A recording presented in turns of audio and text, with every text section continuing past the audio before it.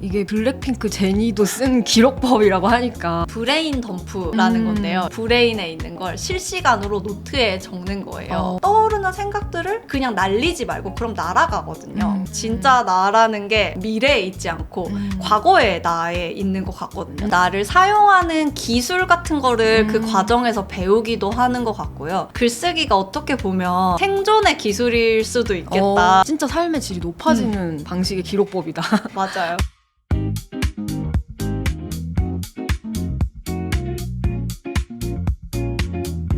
세상이 말하는 정답 말고 나다운 삶의 레퍼런스 요즘 것들의 사생활 시작합니다. 이번 에피소드는 출판사 부플렛의 제작 지원으로 진행됩니다. 안녕하세요 여러분, 요즘사 스토리파인더 혜민입니다. 혹시 요즘 글 좀 쓰시나요? 올해 목표로 뭐 일기 쓰기, 글쓰기 같은 목표를 세워둔 분들 많으실 텐데요. 근데 또 미뤄두고만 있진 않으신가요? 참 이상하게도 다른 취미와는 다르게 글쓰기가 취미라고 하면 뭔가 엄청 잘 써야 할 것만 같고 특별한 재능이 있어야 할 것만 같습니다. 우리에게는 작가처럼 화려한 글쓰기가 필요한 게 아닌데도 말이죠. 그래서 오늘은 정말 생활 속의 글쓰기, 내 일상의 해상도를 높이는 기록을 조금 더 꾸준히 재밌게 하는 방법들에 대해서 이야기를 해보려고 하는데요. 그래서 오랜만에 기록 광인 한 분을 모셨습니다. 요즘사에 좀 오랜만에 오셨는데요. 안녕하세요. 네, 안녕하세요. 오랜만입니다. 3년 만에 뵙네요. 아, 그러니까요. 벌써 저희가 이야기를 나눈 지가 3년이 됐더라고요. 회원님을 아마 좋아하시는 분도 많이 계시겠지만 또 오늘 처음 뵙는 분도 있으니까 살짝 좀 소개를 부탁드릴게요. 네, 안녕하세요. 전 글밥 먹고 사는 사람 김혜원이고요. 13년 차 에디터로 지금은 캐릿이라는 트렌드 미디어에서 편집장으로 일하고 있고 틈틈이 글을 써서 그걸로 책도 내고 있는 에세이 작가이기도 합니다. 반갑습니다. 반갑습니다.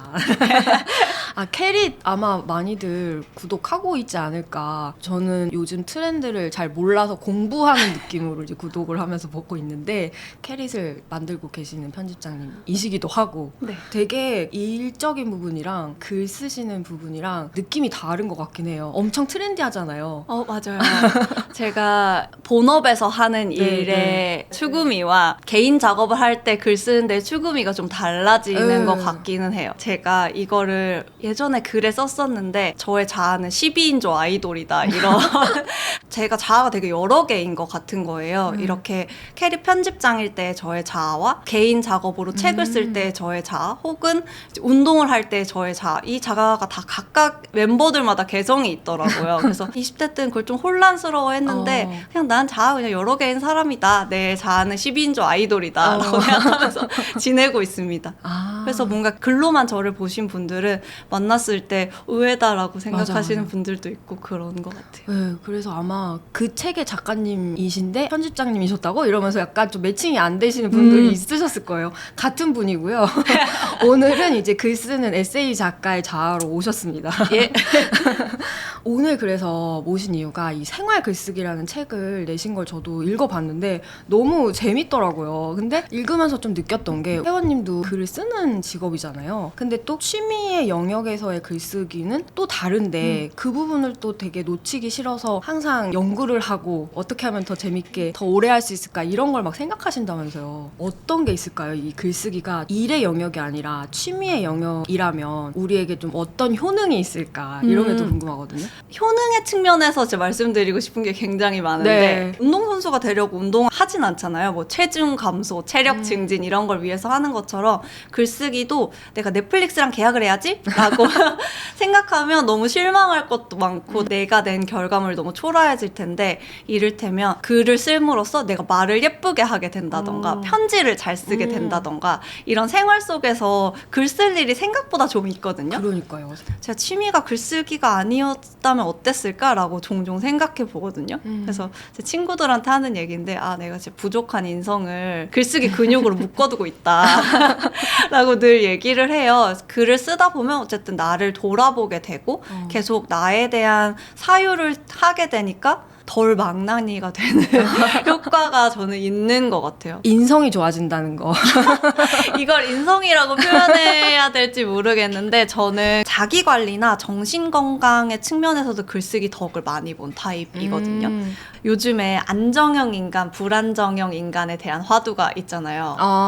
안정형 인간들은 나의 감정이나 생활면을 안정적으로 유지하는 성향을 가진 사람들이고 불안정형 인간의 사람들은 뭔가를 할 때 항상 불안해하고 걱정하고 고민이 많고 이런 사람 불안정형 인간이라고 하는데 이걸 연애에 빗대가지고 이 화두가 종종 오르더라고요. 근데 저는 그런 측면에서 봤을 때 확실히 불안정형 인간에 가까운 사람이거든요. 글을 쓰다 보면은 자연스럽게 나에 대한 생각을 많이 하거든요. 이번 주에 왜 이렇게 짜증이 많이 났지? 스트레스를 왜 이렇게 많이 받았지? 하면 이제 거기에 원인들이 있으니까 그거를 분석하는 과정에서 조금 안정을 찾게 되는 면도 있는 것 같아요. 그래서 바쁘면 글쓰기를 놓기가 사실 쉬워요. 이게 뭐 일기를 쓰는 게 내 생계에 관련이 있는 그쵸. 건 아니고 그냥 내 관리의 측면이니까. 근데 그렇게 하면 확실히 정신적으로 정신위생이 떨어졌다는 게 느껴져요. 맞아. 정신위생. 맞아. 네. 그 단어가 진짜 맞는 것 같아요. 그래서 불안해지면 샤워부터 하라는 말이 있잖아요. 그래서 전 불안하거나 마음이 안 좋으면 일단 샤워를 깨끗하게 하고 책상에 앉아서 노트부터 펼치는 것 같아요. 뭔가 이런 면이 나를 사용하는 기술 같은 거를 그 과정에서 배우기도 하는 것 같고요. 글쓰기가 어떻게 보면 이게 생존의 기술일 수도 있겠다라는 생각이 저는 들더라고요. 맞는 것 같아요. 근데 당장 돈이 되지 않고 일이 아닌데 그러면서도 좀 꾸준히 잘해서 이게 나한테 이렇게나 효능이 있는 그런 글쓰기 대체 뭐가 있지? 잘 안 떠오르실 것 같아서 뭐 예를 들면 어떤 게 있을까요? 제가 이제 이번에 책을 내면서 친구들한테 무슨 책이야? 라고 친구들이 물어보더라고요. 그래서 생활 글쓰기야 하면 눈빛에서 느껴져요. 나랑 관련이 없구나 라고 생각하는 게 눈에서 느껴지거든요. 그래서 잠깐 들어봐 하고 글 쓰는 일이 우리 삶에서 영 관련이 없는 것 같아도 사실 쓸 일이 생각보다 많거든요. 이를테면 뭐 단골 술집 사장님이 네이버 영수증 리뷰를 좀 써달라고 해요.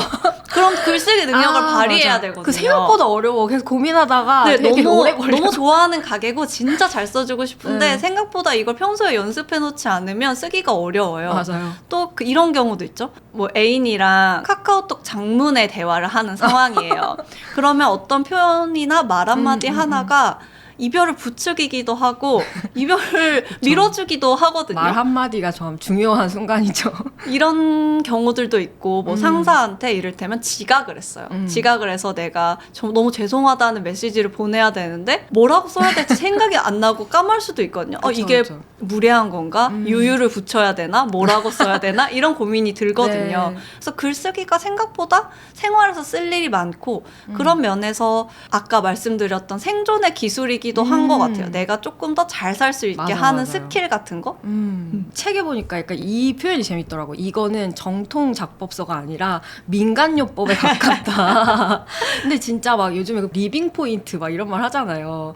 되게 사소한데 꼭 그렇게 안 해도 되지만 뭐 이렇게 하면은 삶의 질이 올라간다, 생활의 질이 올라간다 하면서 뭐 리빙 포인트라고 막 재밌게 얘기를 하는데 저는 이 책이 약간 그런 느낌이었거든요. 예. 정확히 그렇게 읽어줬으면 좋겠다라고 썼는데 그렇게 봐줘서 너무 기뻐요. 진짜. 그래서 뭔가 생활에 팁이 되는 리빙 포인트 같은 책이어서 다 뭔가 저장해놓고 싶은 그런 느낌이었어요. 근데 그 중에서도 제일 흥미로웠던 거는 아까 살짝 얘기하신 편지 잘 쓰는 방법. 생각보다 우리가 요즘에 뭐 다 온라인으로도 할 수 있지만 여전히 손편지를 쓴단 말이에요. 근데 자주 안 쓰게 되다 보니까 맞아요. 점점 막상 이제 딱 쓰려고 하면 어디서부터 써야 될지 어떻게 써야 될지 진짜 막막하고 편지지는 한정돼 있는데 맨날 망쳐가지고 다시 쓰고 막 이렇게 되더라고요. 이런 진심을 잘 전달하는 편지 어떻게 써야 되는지 뭐 옛날 사람들은 너무 자연스럽게 했겠지만 현대인은 좀 어렵게 느끼지 않을까? 그래가지고 이것 좀 한번 팁 좀 알려줄 수 있을까요? 요즘 사회의 커뮤니케이션이 저맥락으로 바뀌어가고 있대요. 저맥락, 맥락이 없는 거예요. 네, 어. 고맥락과 저맥락이라는 개념이 네, 네, 있는데 네, 네. 이를테면 잔이는 응. 고맥락인 거예요. 아. 여기에 맥락이 들어가 있잖아요. 난 너한테 지금 연락하기가 좀 껄끄러운데 그래도 너가 보고 싶고 이런 여러 가지 맥락이 담겨 그쵸, 그쵸. 있잖아요. 근데 그건 되게 촌스러운 커뮤니케이션이고 요즘은 저 맥락으로 인스타 스토리에 맛있는 거를 내가 보고 싶은 사람이 올렸으면 거기에 이모티콘 하나를 보내거나 여기 어디야? 라고 하는 되게 직접적인 맥락이 없어도 이해할 수 있는 커뮤니케이션이 요즘 방식의 커뮤니케이션이다. 아, 역시 캐리 편집장님이라 또 이런 트렌드가 라는 밝으신- 얘기가 나오더라고요. 네. 근데 저는 많이 고민하고 망설이다가 꺼낸 잔이가 더 좋은 거예요. 그래서 전 그런 데 마음이 움직이는 사람이더라고요. 그래서 편지도 사실 쓰기가 쉽지 않죠. 뭔가 이런 메시지에 비하면 더 귀찮고 복잡하잖아요. 근데 제가 편지를 좋아하는 이유도 바로 거기에 있는 것 같거든요. 편지가 꼼수를 부릴 수가 없는 장르예요. 그래서 저는 글 쓰는 사람이니까 어느 정도 이 사람을 좋아하는 척, 이 사람에게 진심인 척하고 쓸 수 있을 것 같거든요. 저도. 근데 막상 써보면 진심이 없으면 그 조그만한 엽서 하나도 채우기가 어려워요. 그렇죠, 맞아요. 그런 장르라는 점에서 저는 편지가 되게 정직하고 그래서 더 의미 있는 장르다라고 생각하거든요. 그래서 팁을 말씀드리려고 하면은 빠르게 이거를 해결할 수 있는 방법을 알려드려야 될 것 같은데 편지에 있어서만은 오래 걸리는 방법으로 저는 돌아가는 편이거든요. 그러니까 이게 빨리 쓰는 법이 아니라 잘 쓰는 맞아요. 법이니까. 예. 그래서 편지를 어떻게 하면 잘 쓸까 하는 연구를 저도 되게 굉장히 많이 하는 편인데 네. 일단은 저는 편지지에 손편지를 일필휘지로 적으면 횡설수설 정말 아무 말이나 하다가 맞아요. 편지지가 끝나버려요. 지울 수가 없잖아. 뭐 이렇게 찍찍 긋는 것도 어. 한두 번이라 그래서 저는 편지를 쓸 때 디지털로 초고를 먼저 쓰거든요. 이게 번거로울 수도 있지만 이것의 장점은 어쨌든 편지는 주고 나면 내가 이 사람한테 무슨 말을 했는지가 기억이 안 남잖아요. 네. 근데 편지의 초고를 제가 가지고 있으면 아 내가 이렇게 손편지를 쓸 만큼 좋아했던 누군가가 있었다라는 사실 자체만으로 그것이 나에 대한 기록이 되거든요. 이 사람은 이제 뭐 헤어지거나 사라졌더라도 그때 내가 편지 안에 있으니까 저는 그게 너무 좋더라고요. 네. 다시 읽을 수 있어서. 팁이 하나 있다면 나는으로 시작하는 문장을 쓰지 말고 너는 혹은 우리는으로 시작하는 문장을 써야겠다라고 생각을 하면 좋거든요. 의식적으로. 네네. 왜냐하면 이 사람이 어떤 상황인지를 잘 모를 수밖에 없거든요. 내가 아니니까. 네. 그러니까 나는 어땠어? 나는 너를 이렇게 생각해 하고 너무 내 입장에서만 쓰면 편지를 받는 사람이 재미가 없어요. 내 얘기만 있으니까.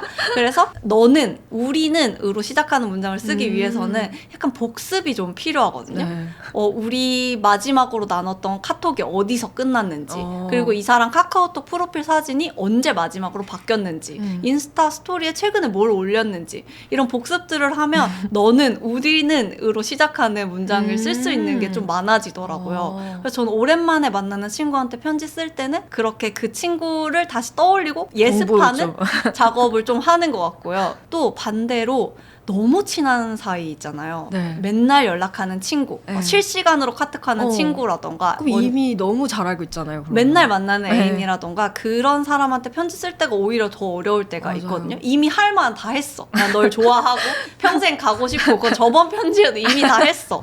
이럴 그러니까요. 때는 묘사를 한번 해보면 좋을 것 같아요. 맛있는 걸 먹었을 때 내가 짓는 표정이라던가 아니면 어떤 자세로 잠드는지 같은 사소한 모습은 본인은 잘 모르거든요. 이 사람을 사랑하는 사람의 눈으로만 보이는 것들이 있어요. 그러면 그런 모습들을 묘사를 해보는 거예요.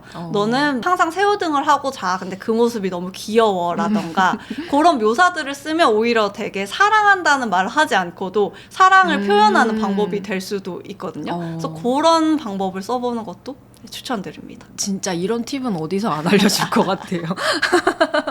진짜. 그리고 또 제가 보면서 이것도 진짜 어디서 안 알려주는데 정말 꿀팁이다 생각했던 게 약간 나를 좀 매력적으로 소개하는 글 쓰는 법? 이게 또 있더라고요. 그러니까 저도 어디 강연을 나가거나 그럴 때 자기소개가 항상 조금씩 바뀌잖아요. 그리고 글자 수도 한계가 있는데 항상 고민이 되거든요. 근데 또 저희가 이제 커뮤니티를 하잖아요. 파인더스 클럽에도 첫 번째로 하는 활동이 자기소개 글을 쓰는 거예요. 그래야 자기가 어떤 관심사를 갖고 있고 어떤 일을 해왔고 이런 거 알아야 다른 사람들이랑 또 연결될 수가 있잖아요. 근데 그게 가장 어려워하세요. 그래서 이거는 딱 우리 파인더들을 위한 팁인 것 같다. 한번 좀 알려주시면 어떨까 싶어서. 이 책의 목차를 보시면 아시겠지만 네. 자기소개하기가 제일 맞아요. 첫 맨 꼭지로 처음. 나와요. 맞아요. 이 책을 써야 되니까 제 소개를 해야 네, 되잖아요. 네. 너무 부담스러운 거예요. 뻔하지 않은 자기소개하는 법, 이 꼭지의 이름인데 네. 너무 뻔한 것 같은 거예요. 그래서 한 4만을 써놓고 고민하다가 결국 아. 지금 버전으로 제출을 했는데요. 굉장히 심플하게 지금 했어요. 밀린 일기 복구 전문가 이렇게 첫 번째 쓰셨는데 이렇게 한 문장이 나오기까지 되게 오래 걸린 거죠? 맞아요. 그래서 이런 자기소개를 할 때 자기가 자기소개를 쓰는 거는 저는 이 책을 썼는데도 여전히 어렵지만 맞아. 그래도 팁을 몇 가지 드리자면 네. 일단은 하찮은 재능에 대해서 이야기하면 좋아요. 하찮은 재능. 네, 이를테면 달리기가 되게 빨라요. 저는 돈이 많아요. 하는 자기소개는 너무 대단해 보여. 너무 대단해 보이고 사실 반감이 들거든요. 아, 오히려. 네. 대신에 진짜 하찮은 재능을 말하면 그 사람이 좀 귀여워 보이는 효과가 있거든요. 이를테면 저는 아무 데서나 잠을 진짜 잘 자요. 라던가 저는 한 번 간 길은 잃어버리지 않아요. 라던가 하찮은 재능들을 말하면 이 사람 진짜 특이하다, 재밌다라는 인상을 줄 수 있어서 저는 그것도 하나 추천드리고요. 좋다. 나의 사소한 취향이나 습관 같은 걸 이야기하는 방법도 있거든요. 이를테면 음악 취향이나 책 취향, 영화 취향 같은 거는 사실 너무 거창해서 뻔하기도 하고 말하기가 좀 부끄러울 때도 있거든요. 대신에 저는 모든 음식에 들기름을 쳐먹는 사람이에요. 라던가 저는 엘리베이터 구석자리를 좋아합니다. 라던가 아니면 가슴이 답답할 때 차가운 물이 아니라 뜨거운 물을 마시는 사람이에요. 라던가 이런 사소한 습관 같은 걸 얘기하는 게 오히려 나의 캐릭터를 드러낼 수 있는 방법이 될 수도 있겠어요. 떠올리게 되네요. 나는 어떤 게 있지? 나는 어떤 사소한 재능이 있지? 뭔가 생각하는 것도 더 즐거워지고 그냥 막상 나를 소개하려고 했을 때는 막막하고 어렵고 그랬는데 그런 걸 떠올리는 것만으로도 좀 즐거운 일이 되는 것 같아요. 맞아요. 그래서 뭔가 나에게 캐릭터성을 부여하는 재미가 있는 것 같아요. 원래 써야 하는 자기소개에 이런 것들을 좀 양념처럼 맞아요. 덧붙이면 조금 더 뻔하지 않고 좀 더 매력적으로 친근하게 다가갈 수 있는 자기소개가 된다는 거잖아요. 또 이런 비슷한 게 아까 말씀하신 영수증 리뷰 이런 거 말씀하셨잖아요. 그런 것처럼 막 댓글, 리뷰도 이제 어엿한 장르로 인정받아야 된다. 이 문장이 진짜 와닿았거든요. 그렇죠. 네, 진짜 요즘에는 어떤 콘텐츠를 보든지 댓글까지 하나의 콘텐츠라고 생각이 들더라고요. 배댓된 사람들 있잖아요. 맞아요. 고정되고. 재밌게 써서. 그런 사람들 되게 부럽다. 어떻게 이런 재능이 있지? 어떻게 이렇게 재치 있게 쓰지? 근데 그런 사람들 글을 직업으로 가는 사람이 아닐 거란 말이에요. 근데 또 이런 거는 엄청 진심으로 잘 쓴단 말이죠. 이거야말로 생활 글쓰기가 아닌가. 맞아요. 배댓의 영역은 네, 저도 네. 정말 잘 못하는 영역이어서 수련을 하고 있는 건데요. 그거 진짜 재능이에요.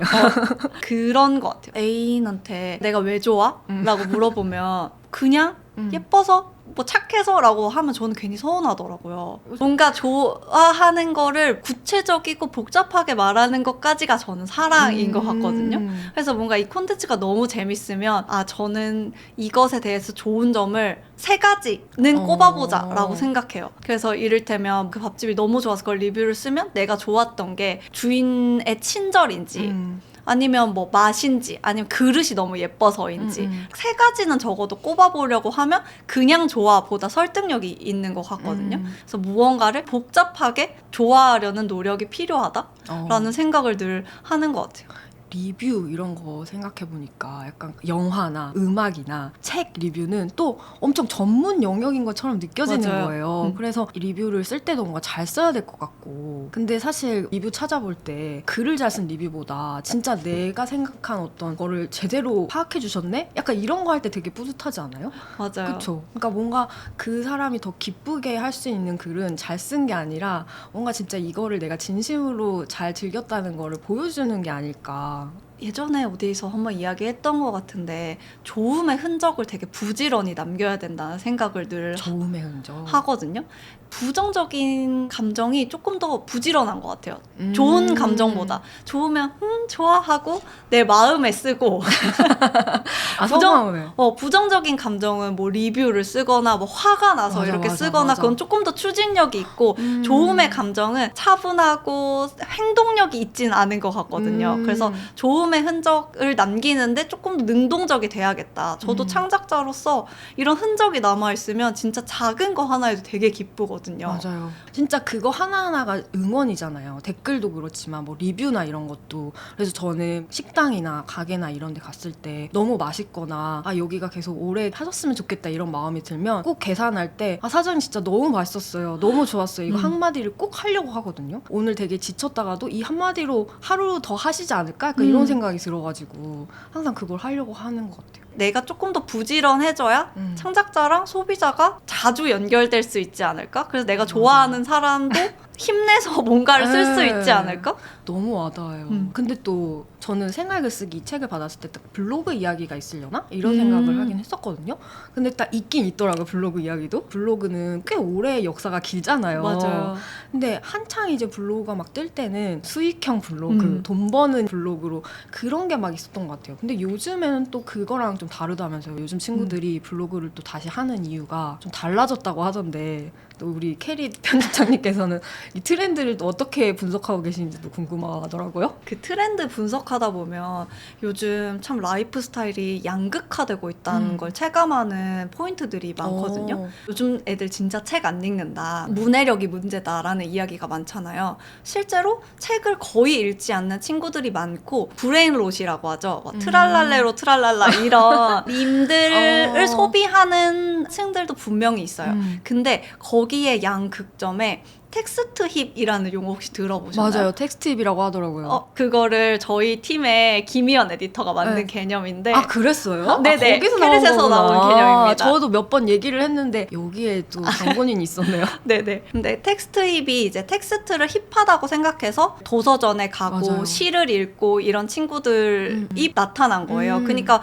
양극단에 있는 거죠. 이들의 라이프 스타일이. 맞아요. 같은 나이 또래지만 그 친구들이 저는 블로그를 시작했다고 분석을 하고 있는데 그러니까 예전에 저희가 뭐 이런 뭐 맛집 리뷰하고 이런 수익성 블로그보다는 나의 자아나 내 일상을 나타낼 수 있는 일상 기록을 하는 친구들이 더 많아진 것 같아요. 맞아요. 실제로 뭐 네이버 블로그 일상 기록 챌린지 같은데 참여자들이 좀 엄청나게 많더라고요. 이런 게 약간 숫자로 보이는 것 같고 그 친구들의 특징이 트렌드를 체험하는데 엄청 성실하고 빨라요. 블로그라는 SNS 포맷의 특징인 것 같아요. 맛있는 게 나오면 제일 먼저 먹어보고 거기에 대해서 리뷰를 쓴다던가 굿종크 같은 거.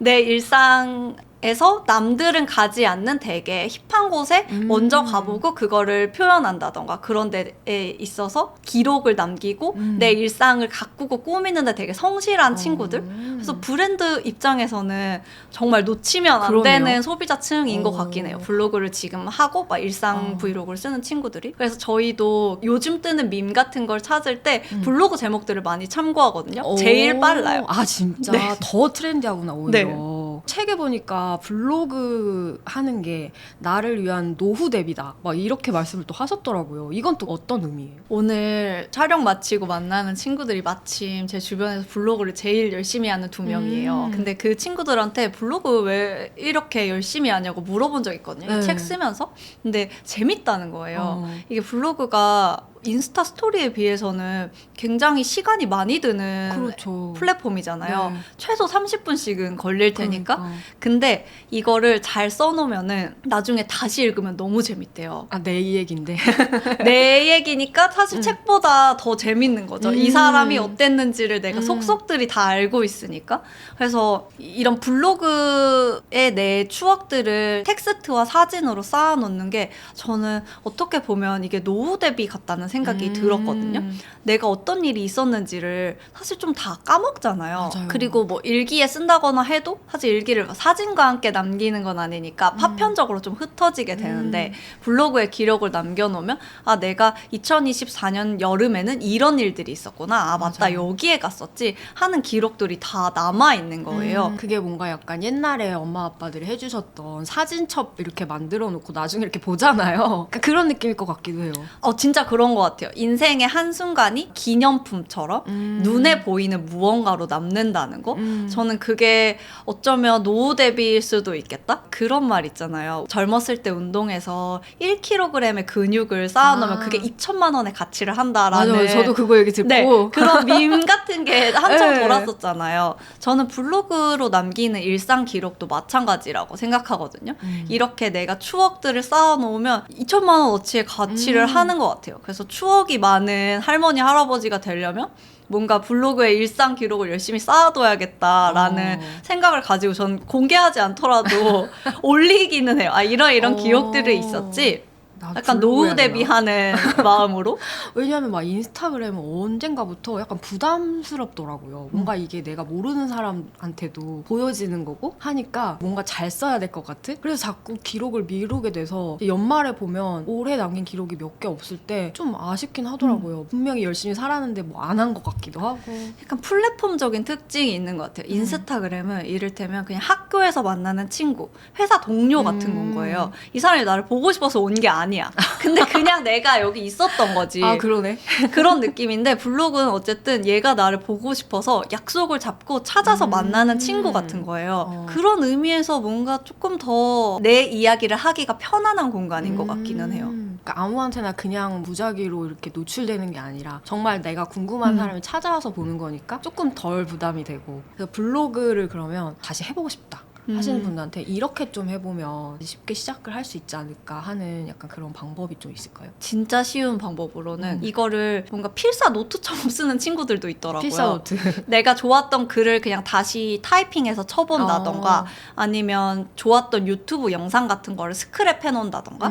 저희 유튜브 영상 나중에 보기로 엄청 많이 저장하잖아요. 엄청 저장돼 있죠. 근데 그게 기록이 안 돼요. 맞아. 기록으로서의 가치를 못 느끼는 게 왜냐면 우리가 그걸 다시 보는 일도 잘 없고 너무 많이 되어 있기 때문에. 맞아. 그리고 왜 내가 저장했지? 나중에 맞아, 이유도 잘 못하고. 네. 그래서 약간 필름 사진 찍는 느낌으로 진짜 좋았던 유튜브 영상이라던가 아니면 내가 되게 좋아하는 짤 같은 거를 블로그에 얹어놓고 살짝씩 코멘트만 달아놓으면 그게 필름 사진 찍어 놓은 것처럼 기록으로 남는 거죠. 그래서 그런 방법이 되게 쉽게 접근할 수 있는 방법 중에 하나일 것 같고.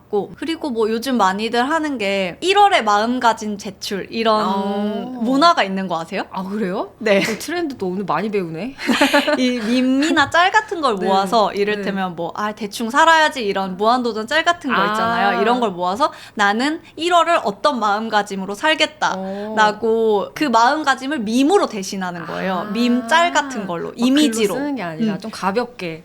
그래서 이제 한 달을 시작할 때는 그런데 나는 이 달을 이런 마음가짐으로 살 거야 라를 블로그에 보여주고 실제로 어떻게 살았는지는 1월 일상 이런 식으로 해서 사진으로 보여주는 방식도 있을 것 같아요. 이게 블로그를 시작하려면 텍스트가 많고 멋을 부려야 될 것 같아서 맞아. 좀 조심스러운 건데 그래서 앞서 말씀드린 방법처럼 이런 블로그의 엄숙함을 깨는 작업들을 맞아. 일단 하면 좋을 것 같고 맞아. 사진 문단 하나, 사진 문단 하나, 문단을 하나를 완성시킨다라는 개념으로 접근하면은 조금 더 쉽게 시작할 수 있지 않을까. 그래서 여행기를 쓰더라도 하나의 주제만 정하는 거예요. 여행 가서 커피를 많이 마시는 사람은 카페 얘기만 그냥 쓰는 거죠. 내가 3박 4일 동안 간 카페 모음 이런 식으로 혹은 숙소가 중요한 사람이면 그냥 숙소에 대한 얘기만 요렇게 약간 주제를 토막토막 내서 여행기를 블로그에 올리는 것도 방법인 것 같아요. 막 시간대별로 막 다 쓰는 게 아니고. 여행기 하면 저도 캐리어 쌀 때부터 시작하면 너무 가기도 맞아요. 전에 지치더라고요. 맞아요. 뭔가 블로그니까 약간 에세이처럼 써야 될 것 같고 막 괜히 이렇게 멋부리다가 나중에는 제풀에 지쳐가지고 또 안 영원히 쓰고. 못 쓰게 되는. 너무 쌓여 있어요. 사진만 진짜 가득 하드에 있는데 꺼내서 약간 그런 식으로 블로그에 좀 한번 써보는 것도 너무 좋겠다. 내 노후를 위해서. 그렇게 생각하면 또 다른 것 같아요. 맞아요. 내가 어떤 문장을 멋있는 걸 썼는지가 지나고 나면 그렇게 중요하지 않거든요. 그냥 내가 이 여행지에서 많이 했던 생각들이나 그때 말투도 조금씩 달라요. 그때 많이 쓰던 뭐 유튜버 말투를 내가 거기에다 쓰는 경우도 있고 늦옷 막 이런 거 이제 한창 나오고 나중에는 없을 거 아니에요. 그렇죠. 저희가 한 80살쯤 돼서 블로그 그때까지 살아 있겠죠? 그럼 너무 좋겠지만 늦옷 이런 게 있으면 아 맞다 그때 이런 말을 말을 썼었지?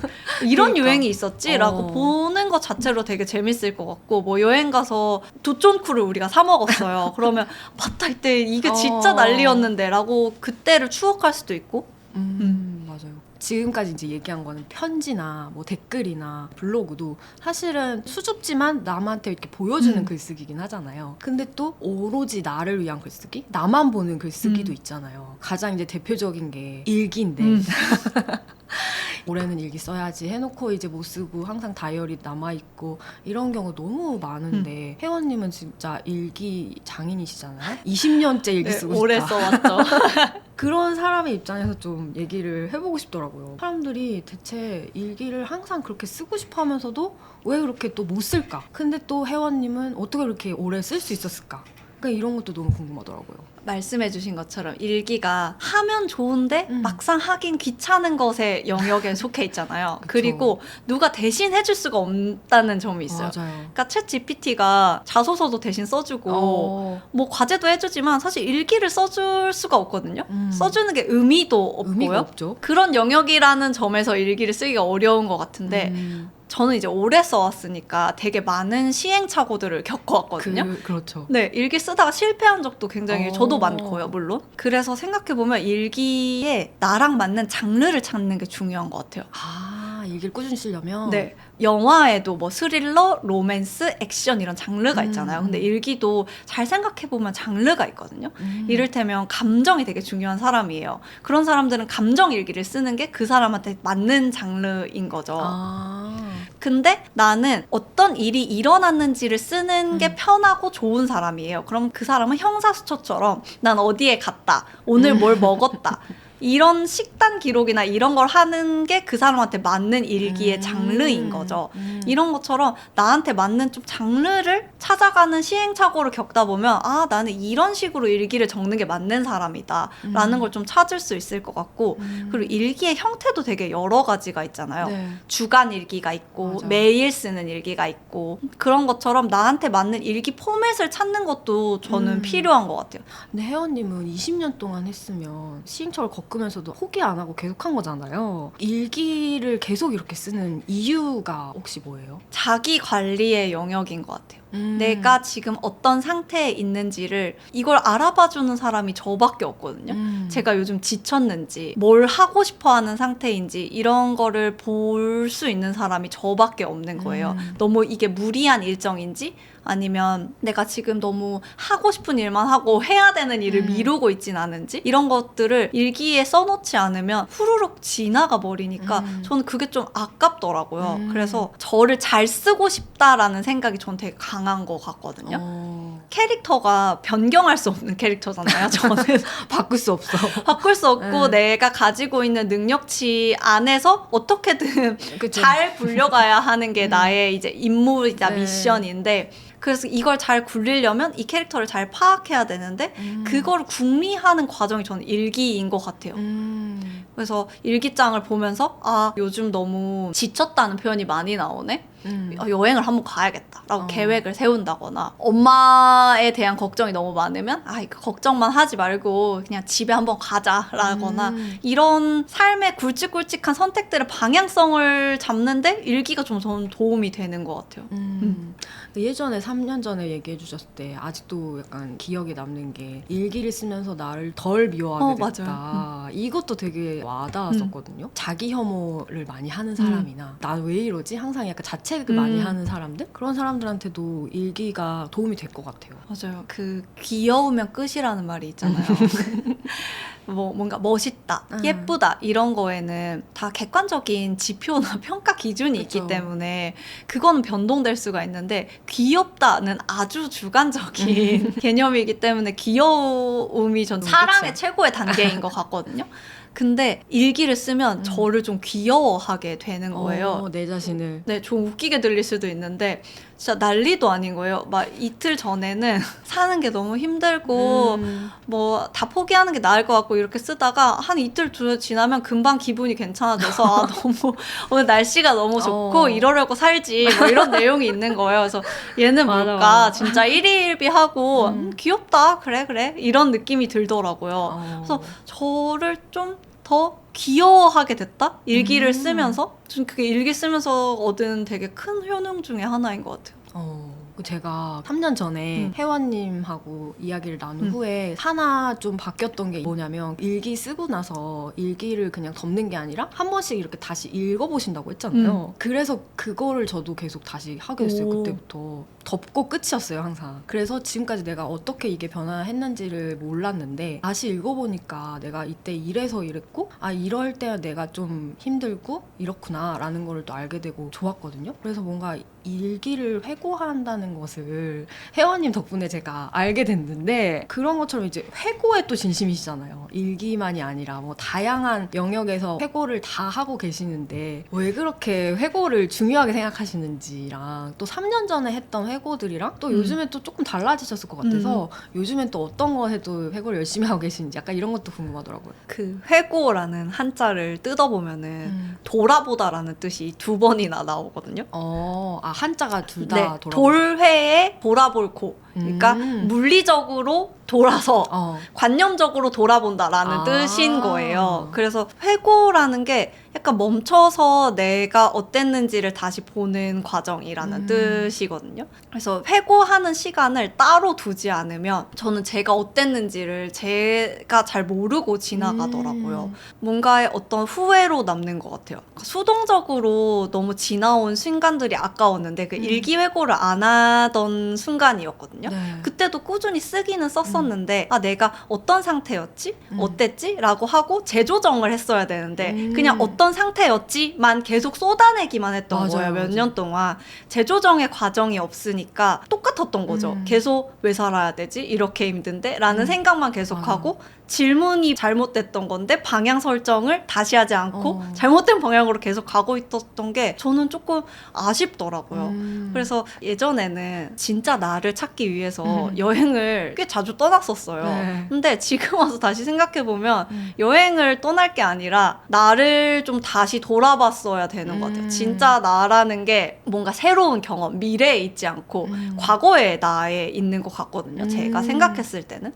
그래서 저는 회고가 진짜 중요하다. 내가 잘 가고 있는지, 이 방향이 맞는지, 맞고 틀린 게 없다고 하더라도 내가 원하는 방향이 맞는지를 돌아보는 과정을 꼭꼭 거치는 것 같고 그걸 너무 중요하게 생각해서 사실 책으로도 쓴 거고 근데 제가 예전에는 월간 회고나 뭐 주간 회고를 따로 하지 않고 그냥 1년에 다들 연말 마지막에 올해 땡땡땡을 꼽는 연간 회고 같은 걸 하잖아요. 그것만 했었는데 1년치의 일기를 다시 읽어보면서 근데 그렇게 하다 보니까 회고의 텀이 기니까 제가 7월에 너무 무기력하다라는 거를 12월에 알아봤자 조정할 수 있는 게 1년이 지났는데 크게 없는 거예요. 그래서 주간 회고 시스템이랑 월간 회고 시스템을 제가 추가를 하게 돼서 이제 회고를 3가지의 주기로 하게 된 것이고 주간, 월간, 연말에 네네.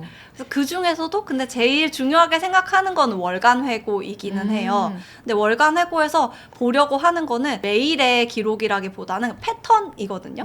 이걸 어떤 패턴으로 했는지를 그냥 기분으로 아는 거랑 제가 어떻게 수치화하고 언어화해서 아는 거는 결과가 되게 달라지더라고요. 이를테면 나 글 열심히 썼는데 왜 이렇게 쌓인 게 없지? 라고 생각했는데 월간 회고를 해서 헤비 트래커를 보니까 글을 쓴 게 5번밖에 없어요. 그러니까 안 쌓였지 라고 알게 되고 글 쓸 시간을 조금 더 늘려야겠다 이런 패턴이 있구나 알게 되는 것 같고 혹은 월요일마다 기분 나쁘다는 일기가 있는 거예요. 그럼 월요일에 스케줄이 뭐가 있었지? 어떤 패턴 때문에 내 기분이 계속 나빠졌지? 라고 해서 그러면 이제는 다음 달에는 월요일을 어떻게 설계해야 되지? 라고 뭔가 내 삶을 조금 더 내가 원하는 방향으로 꾸려가기에 저는 회고가 되게 유리한 전략인 것 같아요. 그러면은 구체적으로 회고를 할 때 패턴을 보신다고 했잖아요. 뭐 키워드나 이런 거를 체크를 하세요? 아니면은 헤빅 트래커 같은 걸 보시는 거예요? 체크를 하는 요소가 여러 가지 있는데요. 일단은 저는 한 달치 달력을 두고 그 달에 만족감을 느끼는 요소를 카테고라이징을 하는 거예요. 내 아웃핏이라던가 날씨라던가 아니면 어떤 관계에서 만족을 느꼈다던가 그러면 그거를 스티커를 다 색을 다르게 해서 일기장에 붙여놔요. 그럼 1월 1일에는 어떤 만족하는 요소들이 있었고 2월에는 어떤 요소들이 있었고 하면 한 달이 되면은 그게 딱 스티커가 붙여있는 하나의 달력 한 장이 되잖아요. 그걸 보고 날씨로 만족을 느꼈던 날은 30일 중에 10일, 취미 활동으로 만족감을 느꼈던 날은 30일 중에 뭐 2일 이런 식으로 내가 여기서 만족감을 느끼는구나, 이 카테고리를 내 일상에서 조금 더 늘려야겠구나 라고 체크를 하는 부분도 있고, 어떤 게 나를 만족스럽게 하는지, 저는 사실 시계에서 만족을 크게 느끼는 사람은 아니더라고요. 이런 걸 체크해 보니까 의식주 중에 나의 만족을 가장 크게 느끼는 게 어떤 건지 또 체크해 볼 수 있어서 저는 그 부분이 좀 좋은 것 같아요. 저는 왠지 식이 많을 것 같긴 한데 저는 안 좋은 거를 체크를 했거든요, 항상. 뭔가 오늘 아팠다, 오늘 좀 힘들었다, 이런 것들을 체크를 했는데 하다 보니까 막 다 빨간 거예요. 그래서 좋았던 거를 좀 체크를 하면 그거를 나중에 좀 더 늘리는 방향으로 계획을 좀 할 수 있으니까 그렇게 해가는 것도 좋겠네요.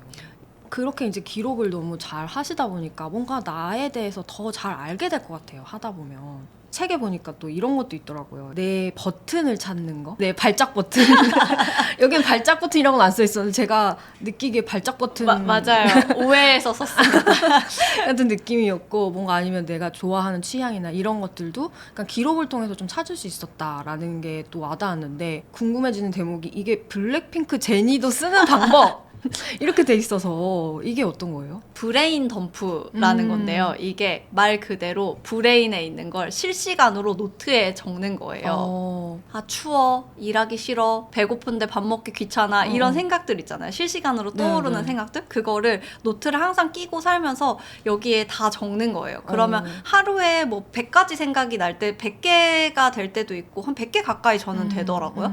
이걸 보면서 아까 말씀드렸던 패턴을 찾는 거예요. 내가 오늘 이런 생각을 너무 많이 하고 있구나. 추워, 짜증나가 한 10번이 넘게 나온 적이 있었어요. 그래서 그럼 좀 따뜻하게 입어야겠다. 뭐 손난로를 가지고 다녀야겠다, 이렇게 느끼거든요. 그래서 내가 이런 생각을 많이 하는구나를 아는 용도로 제가 브레인 덤프라는 기록법이 있다는 걸 알게 돼서 쓰게 됐는데, 어느 날 보니까 유튜브에 제니님이 브레인 덤프를 쓰신다고 하는 거예요. 노트를 가지고 다니면서. 그래서 제니님이랑 비슷한 기록법을 쓰고 있네 해서 되게 좋았지만, 제니님은 영감을 주로 쓰신다고 하더라고요. 실시간으로 떠오르는 이건 이렇게 했으면 좋겠다, 이런 의미 있었으면 좋겠다, 이런 걸 주로 쓰신대요. 그런 것처럼 떠오르는 생각들을 그냥 날리지 말고 그럼 날아가거든요. 그리고 친구한테 말하거나 뭐 애인한테 푸는 경우도 있는데, 그러면 찝찝하기만 하고 해소되는 게 사실 저는 크게 없는 것 같거든요. 노트에다가 다 적어놓고 이거를 내가 다음엔 어떻게 해야 되지로 나아가는데 쓰면 좋을 것 같아요. 이것 또한 패턴을 찾는 방법으로 굉장히 많이 쓰고 있어요. 브레인 덤프를 보면은 어디에 긁히는지를 알게 되거든요. 그거 진짜 중요한 것 같아요. 나만 예민한가? 막 나만 이렇게 기분이 나쁜가? 막 이런 생각 하게 되잖아요. 맞아요. 근데 그게 어디에 원인이 있는지를 찾을 수가 있다는 거잖아요. 맞아요. 그렇죠? 어떤 단어에 제가 긁히는 단어들이 저는 있더라고요. 그래서 그 단어들을 가까운 사이면 피해달라고 얘기를 하거나 아니면 그럴 상황을 내가 피할 수 있게 미리 좀 대처를 한다거나 하는 것 같아요. 사실 내가 왜 그랬는지, 왜 그런 게 기분 나빴는지 다 잊어버리고 지나가니까, 블랙핑크 제니도 쓴 기록법이라고 하니까 후킹하죠? 더 후킹을 하고 이거는 하이라이트 써야겠다 이런 생각이 들었는데, 근데 그러려면 이거를 계속 쓸 수 있는 뭐 노트를 가지고 다녀야겠네요. 저는 노트를 항상 가지고 다니는 편이긴 한데 이거를 그냥 앱 같은 데다가 기록하시는 분들도 있더라고요. 그래서 보통은 X에 이런 걸 남기시는 분들도 많은 걸로 알고 있는데, 그게 사실 좀 위험한 일이기도 하거든요. 이런 순간순간 떠오르고 나도 잃어버릴 휘발되는 감정들을 타인이나 외부에 노출하는 게 저는 조금 위험하다는 생각이 들어서 뭔가 나만의 앱에다가 쓴다던가, 뭐 저는 노트에 쓰지만 이렇게 하면 감정 조절이 어렵다고 생각하는 친구들한테 좀 좋은 방법이 될 수 있을 것 같아요. 저도 실제로 거기서 도움을 좀 많이 받았고. 약간 평정심을 좀 유지하는 게 좀 힘들다거나 약간 이런 거에 도움을 받을 수 있는 기록법이다. 또 새롭게 느꼈던 게 커먼 플레이스북? 약간 이건 이름이 약간 있어 보여가지고 또 괜히 끌렸는데, 나를 위한 백과사전을 좀 만든다라고 하셨어요. 이게 어떤 거예요, 구체적으로? 글쓰기 씬에도 나름 트렌드 같은 게 있거든요. 네. 아, 이런 막 패션 트렌드처럼 음. 글쓰기 시내도 트렌드 같은 게 있어요. 이를테면 모닝 글쓰기가 맞아, 되게 맞아. 한참 유행이었잖아요. 맞아요. 그리고 요즘에 유행했던 건 자기추적 기록법이라고 오. 위클리 다이어리에 내가 오늘 컨디션이 어땠고 잠은 몇 시간이나 잤고 음. 뭘 먹었고를 이렇게 기록하는 음. 게 자기추적 기록법이 한참 아, 유행했었거든요. 유행했어요? 네. 저는 그냥 했는데 유행인지 모르고 그 오. 유행이었구나. 네.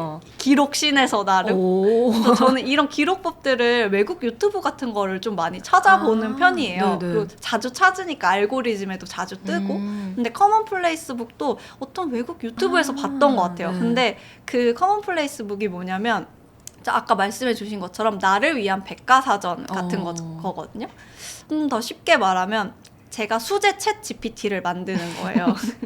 수제 챗 GPT 좀 말이 그쵸? 네, 다른데 뭔가 뭔지 알 것 같아요. 이렇게 막 언어 모델이 발달되고 챗 GPT가 모든 걸 해주는데 왜 굳이 수제로 만드냐면 GPT가 답을 못 해주는 것들이 있거든요. 맞아. 이를테면 나 오늘 컨디션이 안 좋은데 혜민이랑 혜원이 중에 누구 만나야 되지? 이런 거는 GPT가 답을 해줄 수가 없어요. 그치. 나만 알고 있거든요. 그 데이터는 나한테 있으니까. 그런 것들을 네. 적어놓는 남한테는 쓸데없는 정보지만 나한테 진짜 유용한 거. 나 해장해야 되는데 짬뽕이랑 백짬뽕 중에 뭘 먹었을 때 더 해장이 잘 되지? 이런 정보들 있잖아요. 이런 짜잘하고 나만을 위한 정보들을 모아놓은 게 커먼플레이스북이다 라고 생각해 주시면은 이해가 조금 쉬우실 것 같아요. 근데 이거를 나를 위한 지식 백과사전으로 쓰는 거니까 목차도 만들고 색인도 만들어서 언제든지 이 정보가 필요할 때 다시 찾아보게 하는 게 이 기록법의 핵심이거든요. 그래서 약간의 그 과정을 거쳐야 되긴 하는데 저는 제 커먼플레이스 북에 제목을 좋은 선택을 위한 안내서라고 붙였어요. 또 제목을 내가 원하는 걸로 또 붙일 수 있구나. 네, 영화 감독이 되고 싶은 사람은 혜원이가 영화 감독이 되기 위한 안내서가 될 수도 있겠죠. 커먼플레이스 북에. 여기에 들어가는 건 이제 자기한테 필요한 정보를 선택하는 거니까. 저는 이걸 왜 이렇게 붙였냐면 뭔가 짜장, 짬뽕 이런 것처럼 간단한 선택부터 어떤 인생의 갈림길에서 내가 선택하는 것들까지 이런 선택의 기회비용들을 좀 줄이기 위해서 과거에 이랬더니 좋았다, 이랬더니 후회가 됐다 라는 정보들을 모으고 있거든요. 그리고 계속 업데이트가 되기도 해요. 나 이 집에서 이 메뉴 먹었는데 진짜 맛이 없었다. 전 이런 것도 적어놓거든요. 그러면 이제 실패를 좀 줄여주는 맞아. 거죠. 또 사람이 비슷해가지고 몇 년 후에 갔는데 또 똑같은 메뉴 맞아요, 시킨다고요. 맞아요. 이게 기억을 못하면. 맞아요. 맞다 라는 거에서 저는 술을 좀 좋아하는 편인데 그래서 와인 같은 걸 먹으면 이 와인이 맛있었다는 거를 늘 까먹어요. 그런 것도 커먼플레이스북에 적어놓고. 그거는 온라인으로 해야겠네요. 약간 검색하기 쉬우려면. 저는 온라인, 오프라인 둘 다 적어놓긴 합니다. 근데 온라인으로 하시는 게 조금 더 편한 방법이긴 할 것 같아요. 기왕이면 모바일이랑 PC랑 연동이 되는 앱 같은 걸 사용해서. 언제든지 찾아볼 수 있게 하는 거. 그러니까 진짜 이거는 정말 생활 글쓰기다라는 생각이 들어요. 네, 전 노션이랑 노트 이렇게 두 가지로 쓰는 것 같아요. 그래서 한 달 회고할 때 일단은 종이 노트에 적고 노션에 이제 회고할 때 옮겨놓는 방식으로. 그런 것도 있고 나중에 찾는 목적도 있지만 그렇게 적어 놓으면 맞아요, 좀 맞아요. 덜 잊어버리는 것도 있는 것 그게 같아요. 진짜 있어요. 자꾸 사람이 습관적으로 하던 거 또 하고 또 하고 이러거든요. 그런 부분에서 진짜 삶의 질이 높아지는 방식의 기록법이다 맞아요. 라는 생각이 들어요. 막 그런 것도 있잖아요. 이런 시간대에 내가 집중력이 잘 맞아요. 발휘된다 라거나 몇 시부터 몇 시 정도에 내가 되게 감성이 폭발한다거나 막 이런 것도 맞아요. 적어놓으면 되게 전 좋을 그래서 것 같아요. 회의 시간 잡을 때도 그런 것들을 많이 적어놓는 것 같아요. 전 회사 어쨌든 직장 생활을 하니까 회의 시간을 제가 잡는 경우가 많거든요. 그러면 조금 더 우리 팀의 컨디션이 좋은 시간과 요일 같은 것도 써놔요. 그럴 것 같아. 패턴이 있으니까. 네, 맞아. 그래서 이렇게 회의가 연달아 있을 때는 그냥 간식을 주문하는 게 회의의 질이 더 좋아진다. 분위기가 더 좋아진다. 맞아, 같은 맞아. 당을 충전하면서 그런 것들을 적어놓는다던가. 맞아. 그러니까 이런 진짜 누가 보면 그게 무슨 글쓰기야, 그게 무슨 기록이야라고 할 수도 있지만 어떻게 보면 진짜 생활 밀착형 이런 글쓰기 방법에 대해서 우리가 얘기를 해봤는데 확실히 작복서는 아니죠. 민간요법이다. 민간요법서. 근데 어디서도 볼 수 없는 그런 유일무이한 민간요법서라고도 할 수가 있는데 근데 또 분들도 그런 생각 하실 것 같아요. 아, 나도 블로그 한번 그럼 해볼까? 나도 뭔가 생활 밀착형 글이라도 좀 써볼까? 근데 아, 내가 좀 표현력이 없어서 걱정이라고 하는 분들이 있을 것 같아요. 요즘에 저 느끼는 거는 제가 이제 요즘에 차를 좀 즐기고 있는데 차 모임에 가서 같이 막 마셔보면서 똑같은 차인데 브랜드가 다 다른 거를 막 마셔보면서 이거는 맛이 어떻고 이거는 맛이 뭐 조금 더 떫고 막 이런 얘기를 하는데 다들 같이 고민인 게 뭔가 다른데 이걸 어떻게 표현해야 될지 모르겠어. 막 표현하는 방법을 좀 공부하고 싶어 이런 얘기를 했거든요. 그러니까 그런 것처럼 생활에 있어서도 나에 대해서 뭔가를 표현할 때 표현력이 부족하면 그것도 좀 고민일 것 같아요. 그래서 글을 업으로도 하시고 계시고 20년 동안 일기도 쓰시고 이런 다양한 기록을 하시는 분으로서 표현력을 좀 높일 수 있는 훈련법? 그런 게 있을까요? 글 쓰는 과정을 요리에 비유하자면 나의 언어는 냉장고에 있는 재료 같은 거거든요. 그래서 재료가 없으면 사실 냉부에 미슐랭 셰프들 나와도 재료가 없으면 만들 수 있는 게 없어요. 주우재님 냉장고 같으면 만들 수 있는 게 많이 그거 봤는데 많이 없는 것 같아요. 근데 이 재료들이 사실 어느 날 갑자기 멋진 뭐 차를 표현한 어떤 표현이라던가 이런 게 어느 날 갑자기 하늘에서 뚝 떨어지지 않거든요. 이를테면 하늘에서 눈이 내리는데 하늘에서 쓰레기가 떨어진다라고 맨날 말하는 사람이랑 와 여기 눈 내리니까 스노우볼 안에 들어와 있는 것 같다라고 말하는 사람이랑 쓰는 글이 분명히 다를 거란 말이에요. 그래서 일상 속에서 단어들을 저는 많이 모아놓는 게 중요하다고 생각하거든요. 그래서 저는 재밌는 단어나 이런 단어 쓰면 나도 좀 있어 보이겠는데 생각하는 단어가 있으면 단어 냉장고라는 폴더가 있어요. 그래서 거기에다 넣어놔요.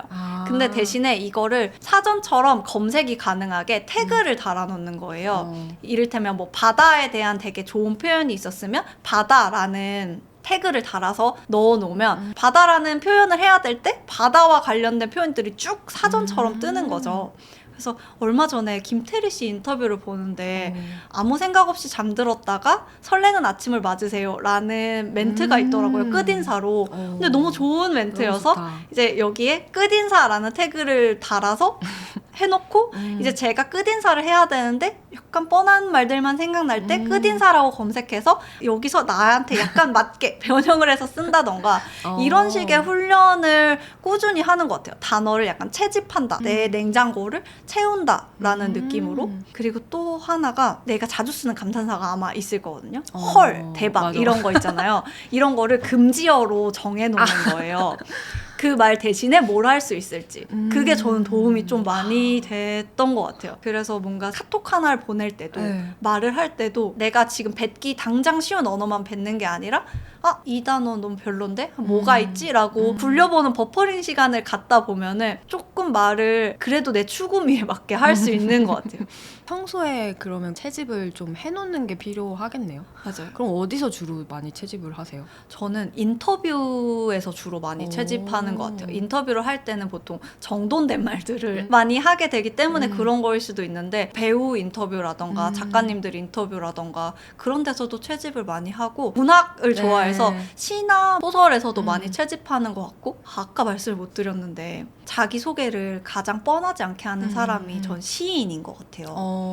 시인의 말이라고 그 책 날개에 붙어있는 말들 보면은 진짜 뻔하지 않게 물론 맞아요. 자기소개는 아니지만 뻔하지 않게 자신을 드러내는 말들을 되게 잘하시거든요. 맞아요. 그래서 문학동네에서 시인의 말들만 모아서 놓은 책이 있어요. 그런 책들을 보는 것도 나의 언어를 뭔가 뻔하지 않게 만드는데 도움이 될 것 같습니다. 그리고 또 제가 최근에 뉴스레터 중에 우리는 시를 사랑해라고 문학동네에서 매주 보내는 뉴스레터가 있거든요. 이게 시인들이 뉴스레터를 써서 보내는 거예요. 근데 여기에 좋은 표현이 진짜 많아요.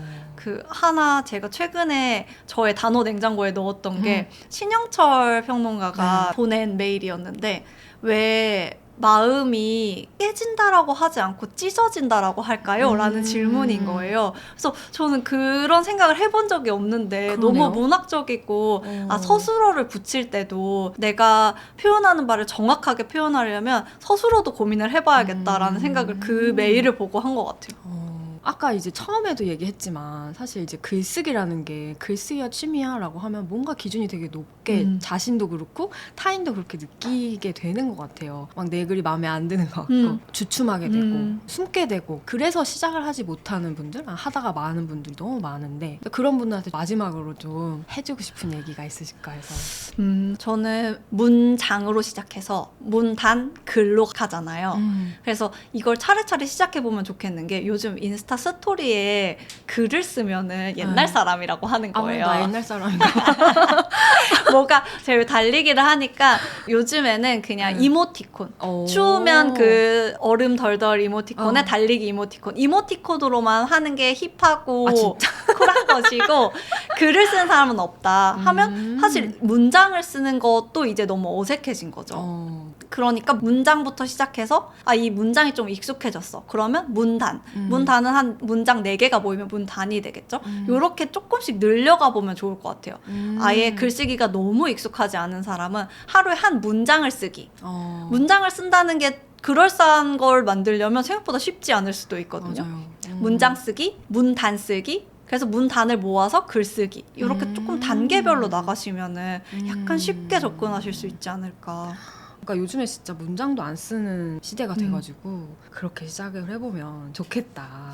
설득이 될지 모르겠지만 제가 체감하기에는 지금이 기회 같거든요. 지금 생성형 AI로 글을 누구나 그럴싸하게 쓰게 됐지만 사실 개성 있는 글을 쓰는 사람이 오히려 역설적으로 없어졌어요.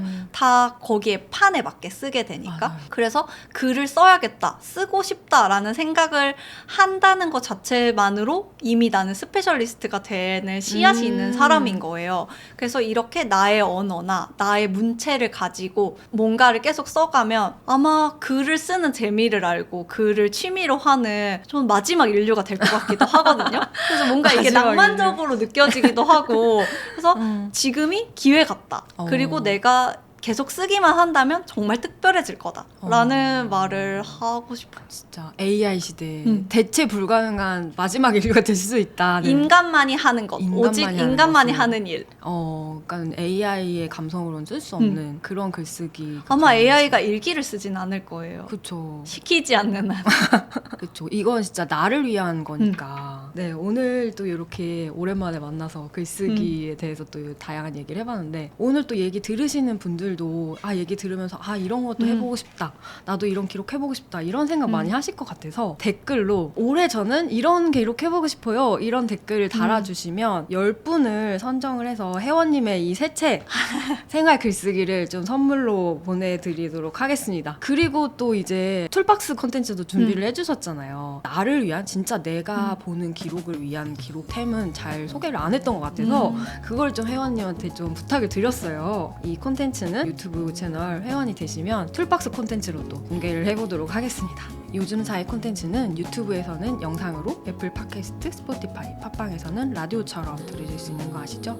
출퇴근길에 작업하면서 편하게 들어주시면 좋을 것 같고요. 우리는 다음 주에 새로운 인터뷰로 만나고 혜원님과 인사를 나누겠습니다. 오늘 재밌는 얘기 나눠주셔서 감사합니다. 네, 반갑습니다. 감사합니다.